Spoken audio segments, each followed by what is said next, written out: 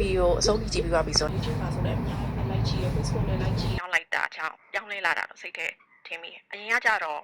အော်လီရဲ့ဘဝအိမ်မှာနေတယ်တက်တောင့်တက်တာပဲကိုယ့်ရဲ့မိဘအိမ်မှာဘာမှစိတ်ပူစရာမလိုအချိန်တိုင်းထမင်းစားမယ်နားမယ်အဲ့လောက်ပဲရှိတယ်ဒါပေမဲ့အခုအော်လီထိုင်းကိုခဏတစ်ပြုတ်လာပြီးတော့နေကြည့်တဲ့နောက်မှာအခက်အခဲအချက်တဲတွေစိတ်ပီစီမှုတွေအရင်ထက်ပိုများလာတယ်အော်လီမှာမိတ်ဆွေ2ယောက်ရှိတယ်သူတို့ဆိုရင်အခြေအနေအများကြီးစိတ်ပြေတဲ့အထင်မပါဘူးသူတို့အတွက်တုံးအားပါလဲဆိုတော့ငါမလုံးရင်မရတော့ဘူးအဲ့လိုမျိုးအခြေအနေရောက်တဲ့အခါကျတော့သူတို့အနေနဲ့ငါကြိုးကိုကြိုးစားမှရတော့မယ်ဆိုတဲ့စိတ်ဖြစ်သွားတယ်ပေါ့နော်ဆိုတော့အခုကြည့်နေတဲ့သူကခဏနေအဆင်ပြေလိုက်ခဏနေပြန်ပြီးပြင်းသွားလိုက်ဆိုတာအော်လီမန်ကြည့်ရမယ်ဆိုရင်တက်တောင့်တက်တာဖြစ်နေတဲ့ဘဝတစ်ခုကိုရနေတော့မို့လို့